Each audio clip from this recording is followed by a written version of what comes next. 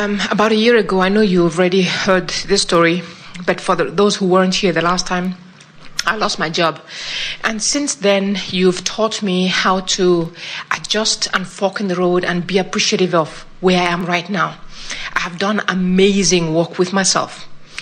Over the past 1 month, I have had 3 interviews from wonderful companies that I just felt really aligned with and happy about, and I even started celebrating joining them. None of them have hired me. I feel that I'm just on the cusp of... You are.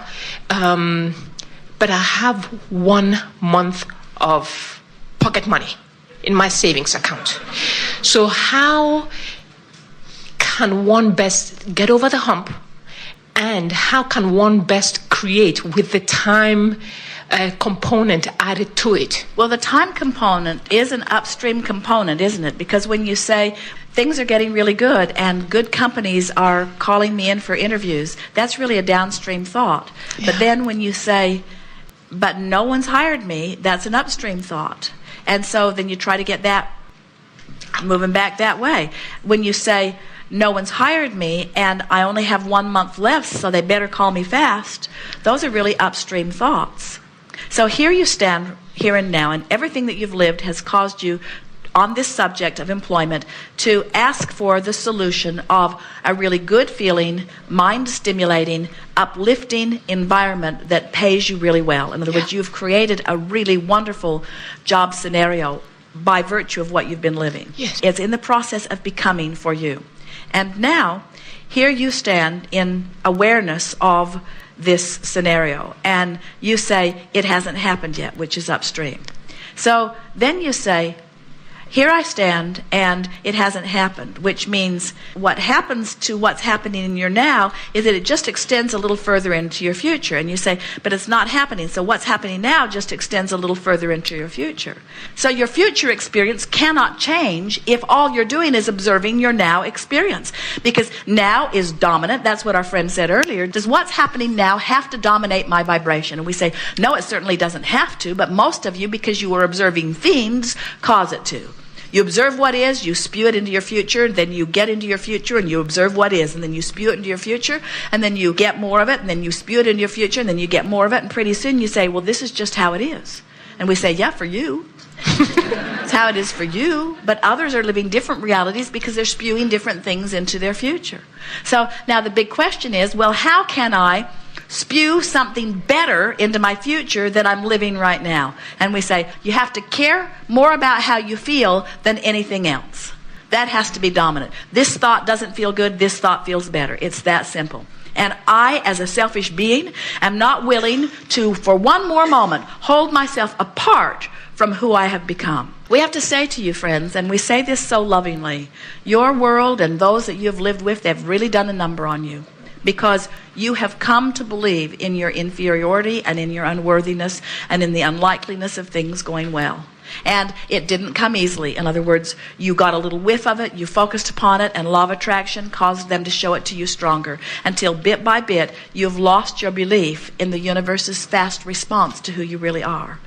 And we're here, as we promised you we would be, to remind you that in all of that deciphering, you are becoming, and that you must let yourself gravitate toward that which you have become if you are to be joyful. So now we've come full circle, haven't we? You have to say, if I am to be joyful, I have to close that gap, which brings this big question, but is joy an option for me? Do I get to choose joy? And we say, try it. You just got to try it. You say, no, I can't find joy. And we say, can you find something that feels better than something that feels awful? In other words, joy might be too far away, but you can find better. You can find better. And in the better, you will feel relief. So you say, okay, I'll try it. So I feel utterly powerless. I'm 1.5 years old, and I'm strapped into a damn car seat in the back of a car that I don't want to be in, with a father that didn't want to pick me up, who's mad that he had to, who's in traffic and he's unhappy, and here I am in this situation, and I am responding to this situation.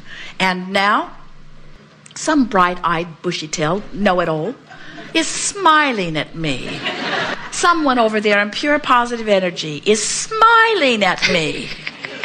And I see it, and my source is calling me toward it, but you know how far I can get? Revenge. And we have to say, that anger that child felt so much better than the powerlessness that came before. Yeah. But you know what happens to most of you when you try to move upstream from your powerlessness and you move into revenge or anger? You come right up against a society or a mother or a parent or a school system or somebody that says, no, anger is not acceptable. And so you just go back into powerlessness. Powerless anger, powerless anger, powerless anger, powerless anger, powerless anger, powerless anger, until you believe that you have no options. And we're wanting you to understand that if you would just try for a little while to find that feeling that feels just a little better, you will begin to notice that your tide begins to turn, your stream begins to take you, your odds begin to change, your life begins to change, the people in your life begin to change. You only have to turn 1 or 2 times downstream from upstream, and your entire point of attraction is different, and everything in your experience has shifted just a little bit. And your life will give you the evidence of that shift, you see. So, Abraham, I've only got 30 days left. And we say, how does that make you feel? And you say, worried. And we say, then don't talk about that. Say things like, things usually work out for me. Say things like, I can feel that things are beginning to move in my favor. Say things like, I know I'm really picky and I'm looking for something that's exactly right. And I could have settled for many things. If money were the main factor, I could have said yes to a lot of things that I haven't felt like saying yes to, because my criteria of what I'm wanting is very clear. And I'm not the least bit uncomfortable about holding out for what I really want. I believe that the universe will yield to me what I really want in time. And I know that the universe knows what my time factor is. I don't have to keep saying, I've only got 30 days left, 29 days left, 28 days left, 27 days left, 26 days left. I know that the universe knows, and I can tell in my ease that I'm moving toward it, and counting these days is not giving me ease, it's doing the opposite.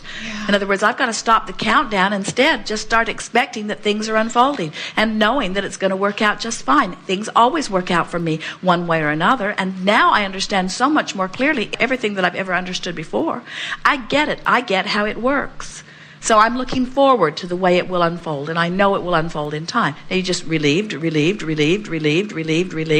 And in those kinds of thoughts, you set up rendezvous with future potential employers that you didn't have access to 5 minutes ago. Yeah. You didn't have access to them because you were pointed in a different direction, you see. That's how it works. Things always work for you. It is not possible for you to not get the job that the inner being part of you already has, knows where it is, knows how much it pays, knows what you got to do to get it, and is standing over there saying, come this way, come this way, come this way, come this way. And you say, 29 days, 28 days, 27 days. And your inner being say, doesn't matter, come this way, come this way, come this way, come this way. Had 3 interviews, didn't like anybody, nobody called me back. Come this way, come this way, come this way, come this way. You just got to go in the direction of it. You say, oh, but that wouldn't be realistic for me to pretend that things are working out when the evidence points otherwise. And we say, alignment is not a difficult thing, but alignment does require alignment. In other words, you got to be aligned before you can align. So before you can rendezvous with the job of your dreams, you've got to be in alignment with the source of you. Before you can rendezvous with the lover of your life, you've got to rendezvous with you. In other words, you have become that person in those relationships. But if you don't feel good, you're not at that vibration. And so, thank goodness the universe is not yielding to you the job you do not want. For every single thing you want, there are 20 or 30 or 40 available avenues to open right now, to lead you closer to what you want, right now. They're there, ready to pop, with you just turning downstream. But the problem with being turned upstream is you got the upstream habit. And you got to develop the downstream habit. And when you start developing the downstream habit, people are going to say, what have you done? It's like all that stuff was lined up outside your door. How'd you get the door open? Avalanches of things you've been wanting just begin coming into your experience. You say, well, I just stopped worrying about it not happening, and it started happening. I just started playing the positive what-if game instead of the negative what-if game. I just started feeling more optimistic and not so pessimistic. I praised more and criticized less. I stopped beating up on myself and loved myself more. I looked for reasons to feel good. I breathed deeply and I took walks and I said, thank you for this planet. Thank you for this earth. Thank you for my body. Thank you for my fingers. Thank you for this stomach. Thank you for this digestive system. Thank you for this oxygen that I'm breathing. Thank you for this hotel. Thank you for this light. Thank you for, thank you, thank you, thank you, thank you, thank you, thank you, thank you. I just got in this mindset of appreciation of all of the magnificent things that are working for me. And when I activated that, then everything started working for me. The majority of what's going on in all of your lives is working so well, and yet you find the one thing that isn't working and give it your undivided attention, and let it be the basis of your vibration. You got to get happy before the solution comes, and then the solution will come. And some of you have been working on a different model than law of attraction model. You say, no, Abraham, it was different for me. When I was little, the louder I bellyached, the more my mother did what I needed her to do. And we say, well, in her attempt to fix things for you, she gave you an invalid picture of things, because she made you believe that the more you complain, then the more people will compensate and change the conditions in order to make you feel better.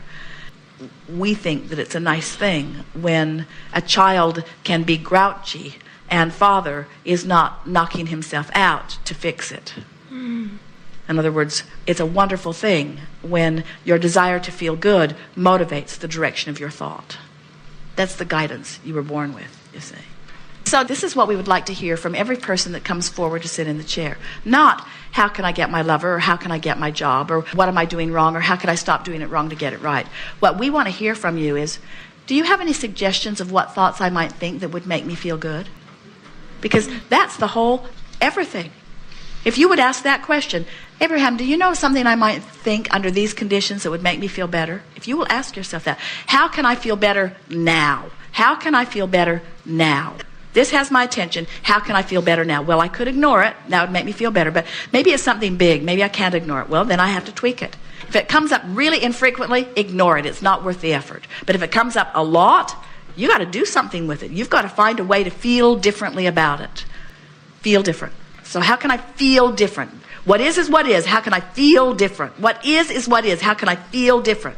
You have that latitude. You can feel worse or better. So talk to us about this employment. Just softening the whole attitude around all of this. I've been way too much thinking about this, and I've launched these rockets for a very long time, and I know the job is out there waiting for me, and I know that I'll know it when I see it, and I'm happy with myself that I haven't allowed myself to say yes to something that's not a match with what I'm really wanting, and I can feel that the universe is really on my side, and I've placed a sort of false sense of timing in all of this, because I truly know that the universe will deliver to me everything in perfect timing, and things are working out well for me. They always work out well for me. And I'm glad that I know what I know. And I'm glad that I'm getting a handle on the way I feel. And I'm feeling very good on most subjects most of the time. And this subject is no exception. And I'm going to pay attention to the way I'm feeling around money. And I'm going to step by step do something every time I feel a little red flag flare up relative to money. I'm going to stop right in that moment. I'm going to say, okay, this is it. This is what Abraham was talking about. Just now, this thought was an upstream thought. How can I make it downstream? And then just do your best. In other words, every time you feel anything less than positive assurance that things are going to go well for you, it's an upstream thought. And then just in that moment, turn it around. And what you'll begin to discover is not only is it easier, but you'll find yourself looking back on this conversation and laughing about it. I didn't need to ask Abraham what to do because it was already set out. Abraham is very kind in that they know what's over there in my vibrational escrow. So Abraham can confidently guide me. We can. For us, it's humorous to listen to any of you fretting over the timing of something unfolding because we see what you want and we see the vividness of it and the bigness of it and the power of it, and we wonder why you worry about anything. And you say, well, we've been trained to worry. And we say, yes, but does it serve you? And you say, well, we don't really know what else to do. And we say, try doing something else. Make a decision. Write these things down. For the next week, I'm going to catch myself in the act of worry, and I'm going to laugh about it. I'm going to laugh my worry away. I'm going to catch myself in the act of not enoughness, and I'm going to laugh my feeling of not enoughness away. Just take those two subjects and make a decision that you're going to laugh them away. And you will be amazed at how often those two subjects will rise within you in a day, and you will have the option to turn downstream. And a week from today, things that looked far and distant and even impossible will be realities in your experience. That's how ready to pop your vibrational escrow is. That's how ready it is.